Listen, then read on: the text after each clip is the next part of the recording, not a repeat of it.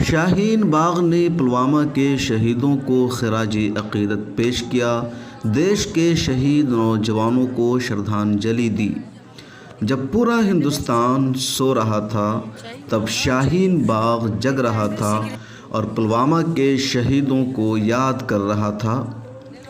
جیسے رات کے 12 بجے 14 فروری کی تاریخ شروع ہوئی، شاہین باغ کی مہیلاؤں نے سب سے پہلے اور سب سے پہلی فرصت میں پلوامہ کے شہیدوں کو یاد کیا۔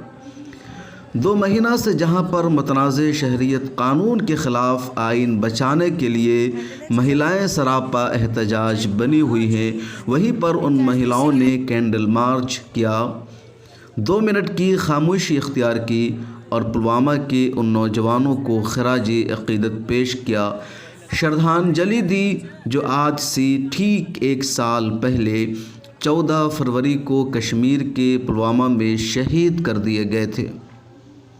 جموں سری نگر نیشنل ہائی وے پر آرمی کی گاڑی جا رہی تھی جہاں ایک کار کے ذریعے حملہ ہوا اور یکایک 40 جوان شہید ہو گئے۔ ہندوستان نے اس حملے کے لیے پاکستان اور وہاں کی تنظیم جیش محمد کو ذمہ دار ٹھہرایا، تاہم اپوزیشن پارٹیوں نے برسر اقتدار مودی حکومت کو بھی کٹہرے میں کھڑا کیا، دسیوں سوالات کیے گئے، حکومت کی کوتاہی بتائی گئی اور اب تک بی جے پی سرکار کچھ جواب نہیں دے سکی ہے۔ کچھ اپوزیشن پارٹیوں نے یہاں تک کہا کہ الیکشن جیتنے کے لیے بی جے پی نے فوجیوں کو مروایا ہے۔ پلوامہ کا اصل مجرم ہے کون؟ اب تک اس کی تحقیق نہیں ہو سکی ہے۔ سلام کیجیے شاہین باغ کی ان شاہینوں کو، ان مہیلاؤں کو جنہوں نے پلوامہ برسی پر سب سے پہلے پلوامہ کے شہیدوں کو سلام کیا، شردھانجلی دی اور موم بتی سے، کینڈل سے پلوامہ لکھ کر انہیں سلام کیا، یاد کیا۔